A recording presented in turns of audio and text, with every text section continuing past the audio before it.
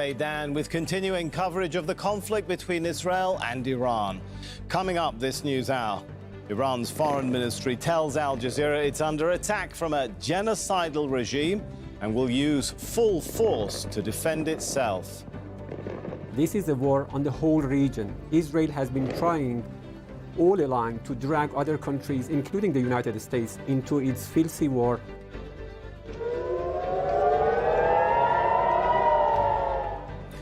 Tel Aviv comes under attack once again, with Iran firing a new wave of missiles towards central Israel.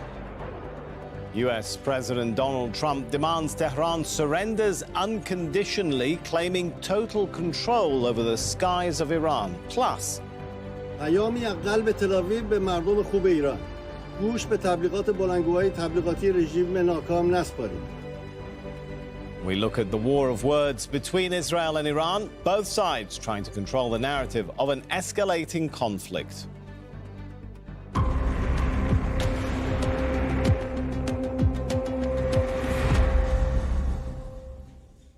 Now, Iran's foreign ministry tells Al Jazeera the country is under an attack by a genocidal regime and it will defend itself with full force against Israel's war of aggression.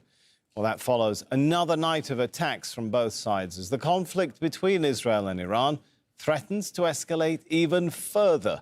The International Atomic Energy Agency says 2 Iranian centrifuge production facilities have been hit in Karaj and at the Tehran Research Center. Both sites were previously monitored and verified by the IAEA. Some of the equipment at Karaj was reportedly moved 3 years ago. Osama bin Javed begins our coverage. Iranian air defenses are still active, despite Israeli and US claims of total control over the sky. And there's been no let-up in the attacks on Iran. There have been explosions in Tehran and neighboring Karaj. The Israeli military conducted a series of strikes in the Iranian capital against what it calls a centrifuge production site and several weapons depots. Israel has killed at least 240 Iranians since Friday. Day 6 of air raid sirens across Tel Aviv. Israeli media says at least 20 Iranian missiles were launched. One landed in central Israel. Firefighters tried to control the ensuing fire, which engulfed several cars. At least 24 Israelis have been killed since Friday. Multiple missiles were intercepted, but because of military censorship, the damage in Israel is not clear. According to available open-source information, Iran has targeted multiple sensitive locations across Israel in its recent attacks. In Tel Aviv, missiles landed just a few hundred meters from the Defense Ministry headquarters, while another strike south of Tel Aviv hit the Weizmann Institute of Science. It's a top research center that's reported to have worked with the Israeli army. Several neighborhoods of the city have also come under fire. Missiles hit residential buildings in Ramat Gan and Petah Tikva. They also destroyed a school in Bnei Brak and killed at least 9 people in Bat Yam. In the north of Israel, a missile struck Haifa's oil refinery, forcing operations to shut down. Haifa was hit again soon after, with homes damaged in the Neve Sha'anan neighborhood. We'll come down so hard if they do. And the only man who's seen to be able to stop Israeli attacks is increasingly poised to get militarily involved. Donald Trump has called for an unconditional Iranian surrender. The US president says, "We now have complete and total control of the skies over Iran. Iran had good sky trackers and other equipment, but it doesn't compare to American-made, conceived and manufactured stuff," adding that nobody does it better than the good old USA. And as the American and Israeli war rhetoric escalates, the entire region is being pushed to war.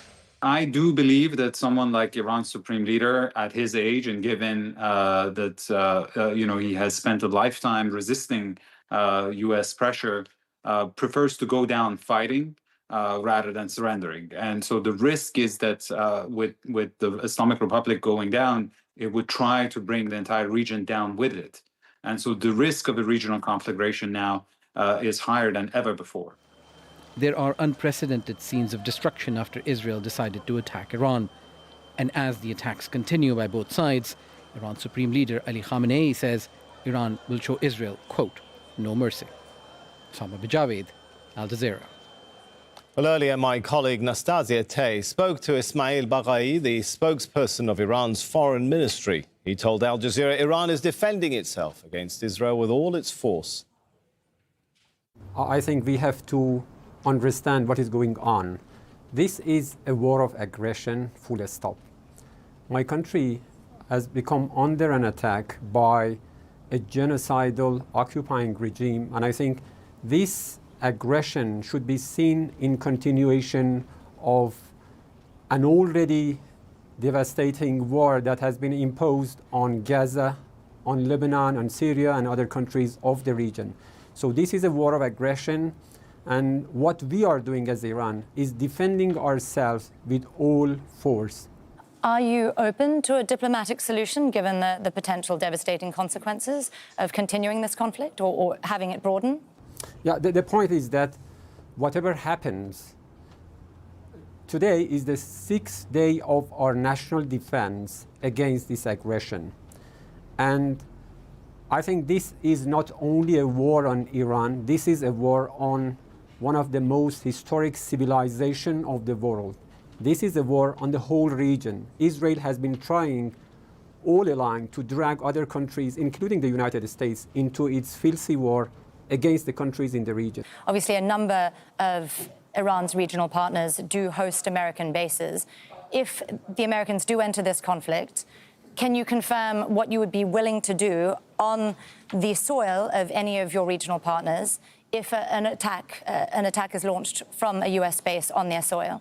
Iran has been a very responsible actor in the region.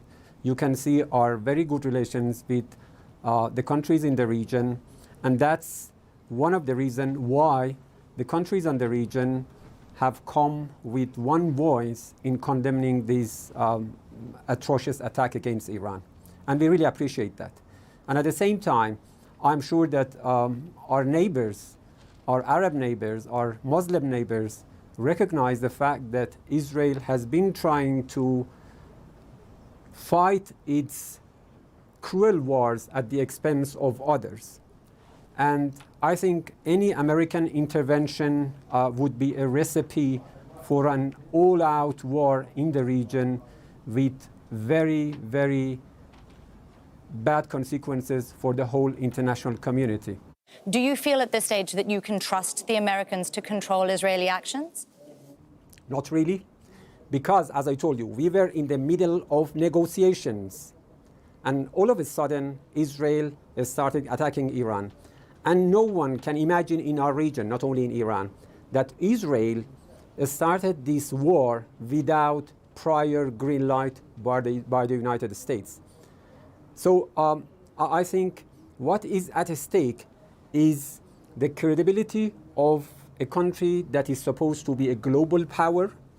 What is at stake is the international law, international north that has been almost annihilated for the past 2 years because of all of these atrocities that have been committed in occupied Palestine, in Lebanon, in Syria, and elsewhere. So I think the whole international community, in particular those who are members of the Security Council, must shoulder their responsibility and have to act in order to stop this aggression. Regardless of its objectives, are you willing to give up the nuclear program in order to move beyond this conflict and for this conflict to end? I don't know. I don't know what you're talking about, really. Because, as I said, our nuclear program has been part and parcel of our right under the NPT. So we have not done anything wrong under international law. Our nuclear program started in 1950s, and it has continued for the past 5 decades completely peaceful. So, and I think instead of this question, you have to ask this question from the custodians of the NPT, why they allowed Israel to attack our peaceful installation. This is completely banned under international law. This is completely criminal. And in accordance with Resolution 533 of IAEA's board, any attack or even the threat of attack against peaceful installation of a country constitutes a threat to peace and security. Now, we are witnessing a serious breach of peace. This is an act of aggression. So I think the international community has to make Israel and its supporters accountable for what they have done as part of their aggression against Iran. Well, let's unpack this now with our correspondents right across the globe. In a moment, we'll get the view from Washington, D.C., Amman and Baghdad. But first, let's go to Tawheed Asadi. He joins us from Tehran in Iran. So, Tawheed, coming to the latest statements that we've had from the spokesperson of the Iranian Foreign Ministry in an exclusive, unprecedented live interview, the first since this conflict began with an Iranian official, and his warning of bad consequences for the world if the US attacks Iran. How is that message being seen and what is meant by it? Well, actually, as you said, about 2 hours ago, we had the chance to interview Iran's spokesperson for the Ministry of Foreign Affairs, Ismail Baghai, and we heard important lines with respect to the latest developments as momentum thrives on escalations with confrontations moving to an unprecedented level. And we heard in this regard, most importantly, regarding the possibility of U.S. probable intervention in this already escalated situation. From what I can say, based upon what we heard from the spokesperson, he is saying that Iran is not interested in getting engaged in a broader confrontation and dragging the confrontation into regional level. He's saying also that Iran is not interested to see other countries getting involved, or the Israelis or the Americans using the lands of other countries to attack targets inside Iran. That's a clear message that we heard from him. Also, he said that we were in the middle of negotiations because these days there are so many talks about the future of negotiations. He said that on Sunday, last Sunday, it was supposed to, Iran was supposed to be engaged in a next round of Iran-US talks, but still after the strikes happened, he said that the possibility for getting engaged in this round of negotiations just intercepted as we follow the developments on the ground. Also, we heard this 2 important points. First, he said that we were moving within the trajectory of diplomacy, and still it seems, based on what we can hear from him, there is this interest from Iranian side to get engaged in diplomatic trajectory to solve the issues. But under this circumstance, it seems that the country will not accept it to be under strikes, under military aggression by the Israelis on the one hand, and to get engaged in the talks on the other. So it's looking for a sort of de-escalation to assess the possibility of diplomatic engagement. In this regard, also, he called it as a legitimate right of Iran to have nuclear program, something from the other side we hear from the US President Donald Trump saying that Iran has to give up, and this is something not to be considered as an option on the table as far as the Iranian statements are concerned. All right, let's thank our correspondent there, Tawheed Asadi. Let's go over now to Noor Odeh. She's in the Jordanian capital, Amman. She's there because the Israeli government has banned Al Jazeera from reporting inside Israel and the occupied West Bank. Noor, first of all, let's start with these latest lines dropping the IAEA saying that sites associated with centrifuges have been hit. Are we hearing anything from Israeli officials on that?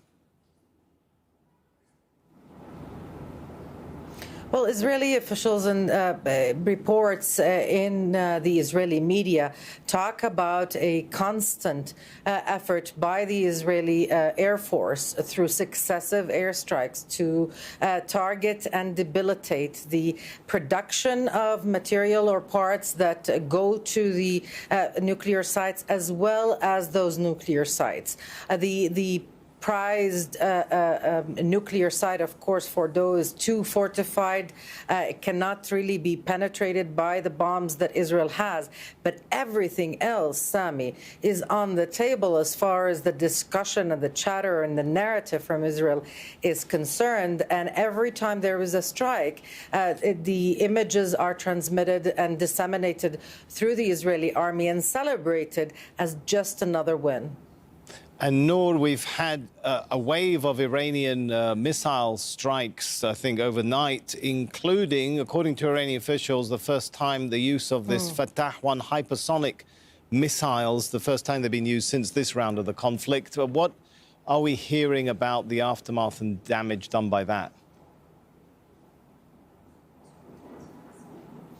Well, let me tell you what we do know, what has been cleared by the Israeli military censor. 94 Israelis have been treated for injuries from those strikes overnight. There were several volleys, so Israeli citizens had to keep going back and forth to the shelters. I've been speaking to people in occupied East Jerusalem and the rest of the West Bank, and they told me their homes shook as they heard those explosions in the Tel Aviv area. They described the explosions as much larger than the nights before. And indeed, we saw footage of several fires breaking out and firefighters trying to put them out. We even saw images captured on video by eyewitnesses that documented the air defense systems also failing, apparently, or falling within the vicinity of where those missiles made impact. The military censor has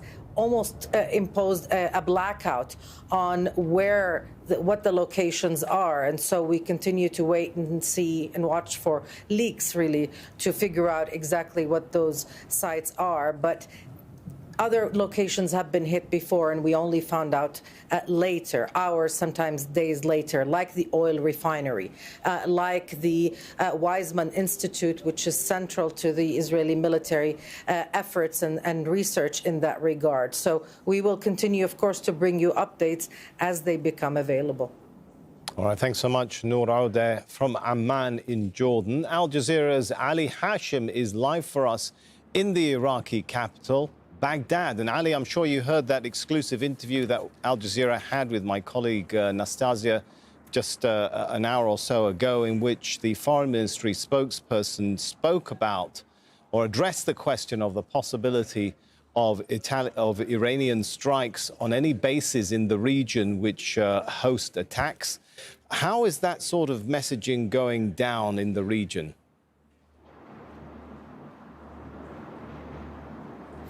Well, Sami, that's a clear warning, and this warning isn't new. It's not unprecedented. The Iranians have been sending such signals over the past years, since the first time the mention of a war on Iran came. And they've been saying that any base that will see American planes or capabilities being launched towards Iran will be retaliated to. Now, the issue here is that first, there are two layers that Iran is dealing with. The first layer is the idea of retaliating towards bases that are going to witness such attacks, such activities.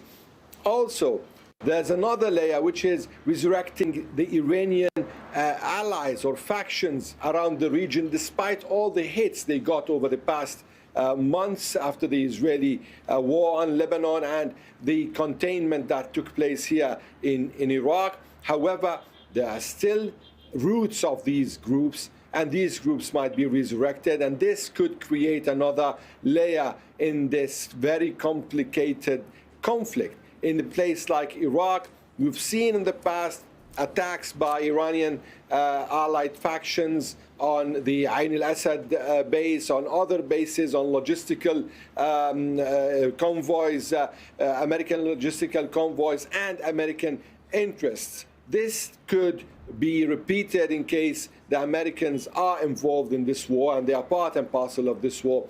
Also, in the situation of Lebanon, there's a lot of ambiguity surrounding a group like Hezbollah after the Israeli attacks that ended on the 27th of November. However, this group is still there. So there are big questions here in this regard. Also, with respect to the Iranian warning that it will be retaliating to the regional, I think there is a regional concern that whatever is happening right now might have its own dire implications on each and every country. It's not only about the retaliation, it's also about the idea of Iran It's also about the idea of the war on Iran being very dangerous on the stability in this region. Actually, I lost the line, so I wouldn't be able to take your second question, Sami. All right, we'll leave it there. Thanks so much to our correspondent, Ali Hashim from Baghdad. Well, Phil Lavelle joins us now live from Washington, D.C. So, Phil, time to take a step back and take in what's been happening over the last, maybe 12, 14 hours. A major shift, is it fair to say, in the U.S. rhetoric, in the rhetoric of Donald Trump talking about the ongoing attacks on Iranian airspace, using the word "we" for the first time, right? Yeah, and there has been quite a shift, but I mean, that is not to be unexpected with Donald Trump. Things do change, and they can change quite quickly. I mean, look, at the very heart of this is one basic principle for the president, and that is Iran cannot be allowed to get anywhere near a nuclear weapon. Now, he has said to Iran in the past, in the last few days, look, you can do this the easy way, or you can do it the other way. Now, that could be through negotiation. And we know that the president at first did favour negotiation. But it's clear that he's grown increasingly frustrated and irritated by Iran, by feeling that he's getting the runaround. The fact that he said yesterday when he was on Air Force One that he wasn't in the mood to negotiate, that he wasn't reaching out to Iran, that Iran could reach out to him, they knew where to find him, but he wasn't in the mood to negotiate. And now this posturing and this looking like there is going to be some form of military action. And the fact, like you say, that he's now referring to we. You know, interestingly, it was Israel saying that it had dominance over Iranian airspace. Now the fact that Donald Trump is lumping America and the US together, saying we, it shows that cooperation is very much solidified. So that's something that he's going to be very much playing on over the next few hours when he starts to talk, I'm sure. But, you know, if he was listening to that interview from the Iranian Foreign Ministry spokesperson, it's probably not going to go down very well because Donald Trump does not like being threatened. Now, obviously, the US is essentially threatening to bomb Iran here. But the fact that Iran is talking about a prolonged campaign, the fact that Iran is talking about retaliation against those who help the US is really not going to go down well with the US president. And the fact is that at the moment, this is a battle, a war between Israel and Iran. The US, of course, is involved, but it's very much on the sidelines. It's on the back seat. It's helping Israel, but it's keeping it at arm's length. As soon as the US gets involved, be that by launching a sustained campaign with Israel, or be it just going in to attack the Fordo side, going in and out, and then it's job done for them. What that does is that switches things and it makes the US a target. And as soon as there is any retaliation against any US asset in the region, and bear in mind there are lots of bases, there are 40 to 50,000 US personnel there, that is where everything changes. Now, the Defense Secretary has spent days saying that the position in the Middle East for the US is one that is defensive, not offensive. But we have seen a build-up, particularly of refueling aircraft. And those refueling aircraft are needed when there is going to be a sustained bombing campaign. Hassan, thanks so much to Phil Lavelle there. Let's go over now to Hassan Ahmedan. He's an assistant professor at the University of Tehran. Joins us now from the Iranian capital. Good to have you with us. So are Donald Trump's latest statements being received in Iran and seen as indicative of the US moving a step closer to getting involved in this Israeli strike, an attack on Iran? Yeah, they are. They are perceived as the United States inching closer, being lured by the Israelis, by Bibi Netanyahu, to what he sees a almost done conflict that he can take credit for. That's what the Israelis are selling the president of the United States. The Iranian, in their own way, telling the United States that's not true, and we have the capability, and we've showed it time and time again, and it's continuously happening against the Israelis. So you see, there are two narratives: the Israeli one and the Iranian one. The United States seems to be inching closer to embracing the Israeli narrative now. Well, on the question of capability, when you say Iran is demonstrating to the US or is messaging the US that it has the capability to respond, how would Iran respond to a US attack if it comes down to that? Well, Iran's main prerogative is its missile and drone capabilities. Its missile capabilities, the Israelis have told the United States, it seems that they are gone. The Iranians are increasing the sequence and the quality of the missiles launched against Israel by the hour to signal to the United States that the Israelis are BSing you. It's not true. We have what we have, and we will retaliate. So the message is that if you get involved and your bank says that launch any strike against Iranian targets, those bases will be at the receiving end of the same missiles that are now targeting Israel as a retaliation. Now, the foreign ministry spokesperson, the Iranian foreign ministry spokesperson, Ismail Baghaya, said any American intervention would be a recipe for an all-out war in the region, bad consequences for the international community. He was talking in an exclusive interview, the first live interview with an Iranian official since this war began.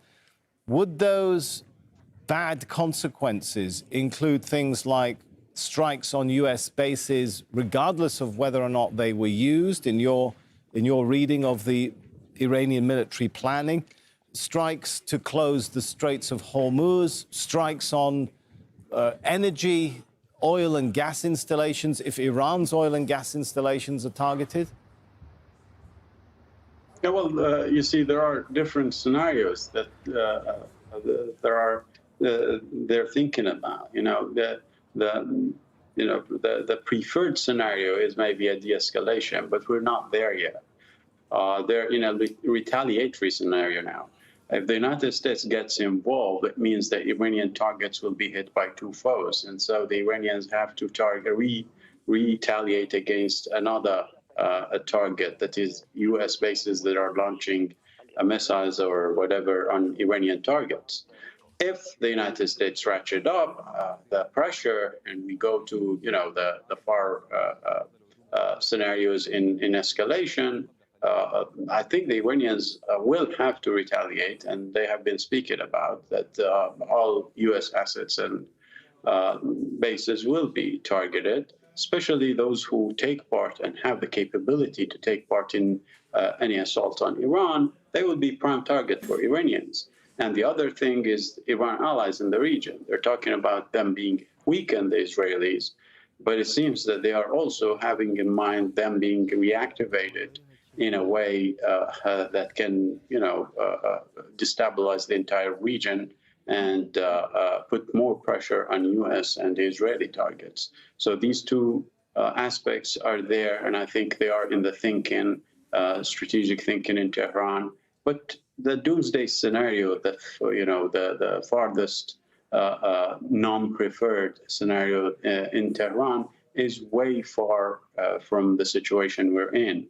There's a quiet confidence in Tehran that whatever the Israelis are doing, we are retaliating, and this balance, of fear is there, and it can go up and down depending on the situation, but there is a balance there. Now, if the United States gets involved, they have to think of ways to rebalance the situation, and I think that can include attacks on U.S. bases.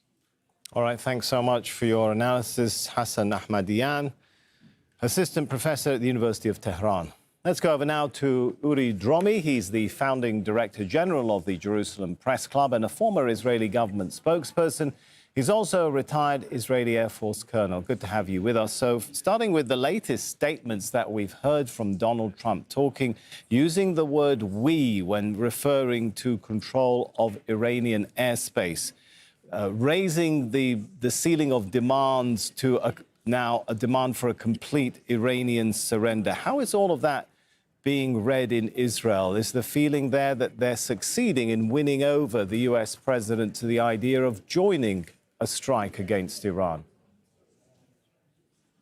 Yes, it does. Personally, I'm not really enthusiastic about the tail wagging the dog, like Israel starting the war only to drag America in. But America has its own considerations in the region, and it seems that President Trump is now weighing the options and is moving slowly but surely toward involvement. By the way, I listened to the interview with the Iranian foreign spokesman, and this is a rhetoric of Iran, of the old Iran, of Iran before October 7th, when Iran really lost Hezbollah. Syria is gone, the Houthis are limited, and Iran's, I think, was exposed as weaker than we thought. Just to talk about last night, because I heard Noor from Amman talking about the damage here. I woke up twice this night and went to the shelter and waited, and 10 minutes later, I found out that after Iran threatened Israelis to evacuate Haifa and Tel Aviv, which obviously nobody did anything of the sort, they managed to launch 2 waves of launching, one with 10 missiles and the other with 15 missiles, which caused very little damage. Of course, some wounded, which is lamentable, but compared to the whole conflict is minimal.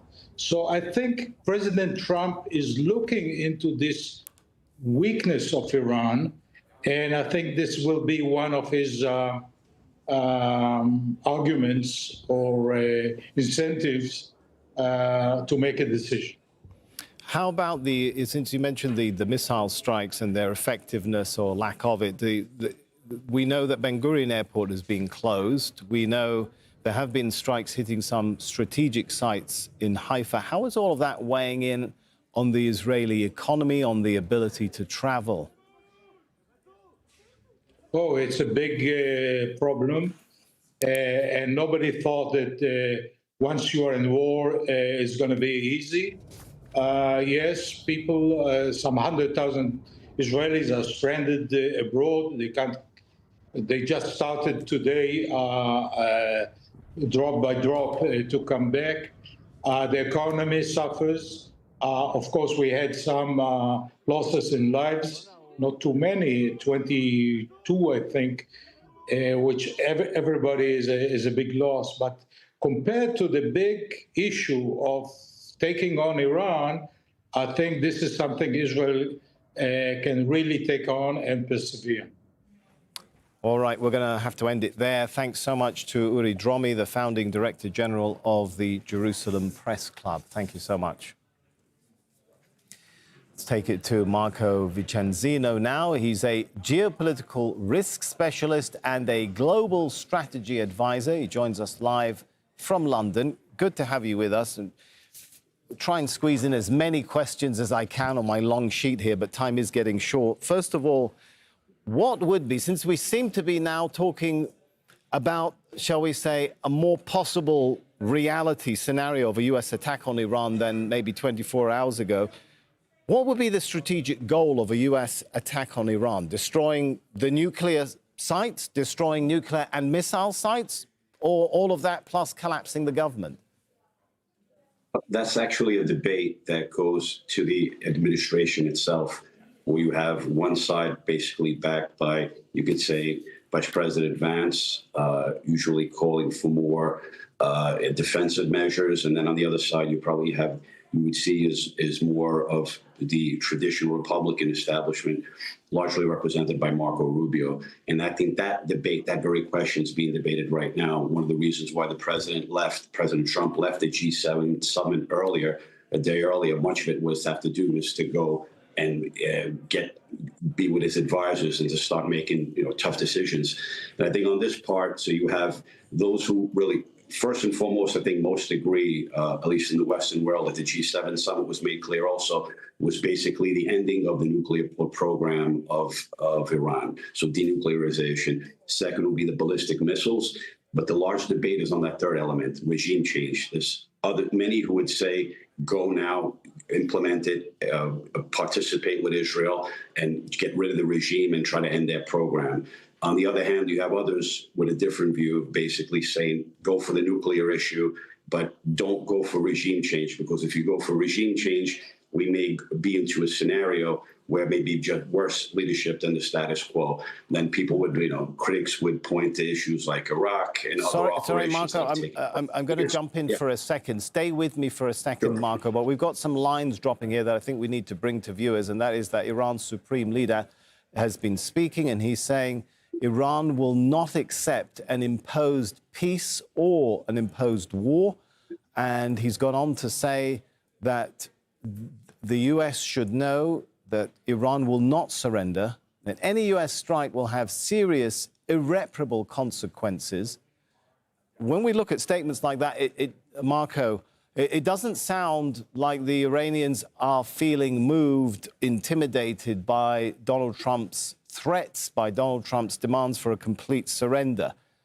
If this goes then to a confrontation, how certain is the US that it can destroy all Iranian nuclear installations, all Iranian missile facilities, even if it uses, some of the weaponry it has, like these GBU-57 or even the B-61-11, the nuclear-tipped bunker busters? Yeah, basically the regime, the rhetoric coming out of the regime is primarily motivated by survival.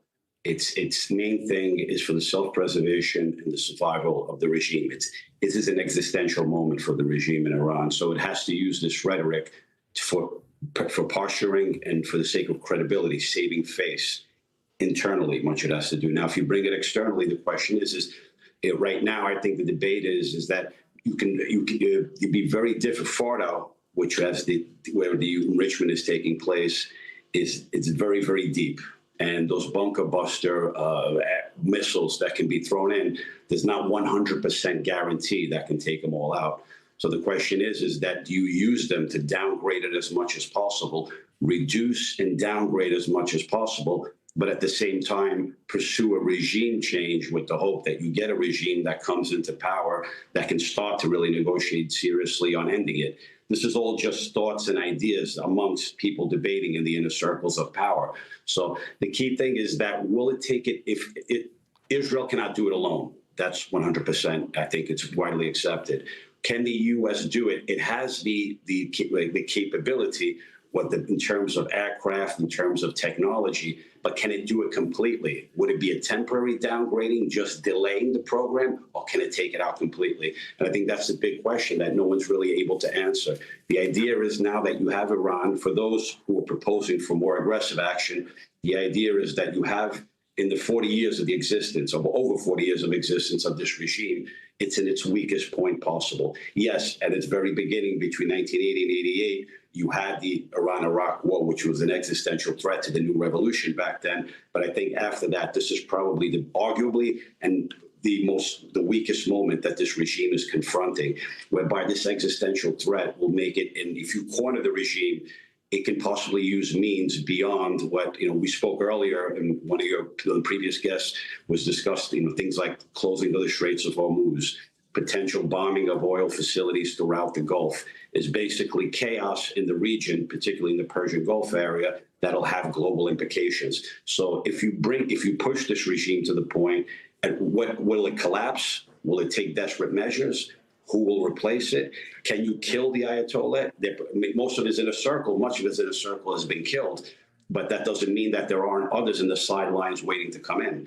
So what right now the Trump administration and other Western countries right now are basically they're questioning, and these are all open questions which they're struggling with right now. And what happens next? And anything is possible. The situation's in flux. So I think one has to be, hopefully rational minds will prevail, but in a situation like this, anything is possible. All right, I've got so many other questions, but I'm afraid we are going to have to leave you there for now. Marco Vincenzino, Global Strategy Advisor and Geopolitical Risk Specialist, thank you so much for joining us. Thank you. Cheers.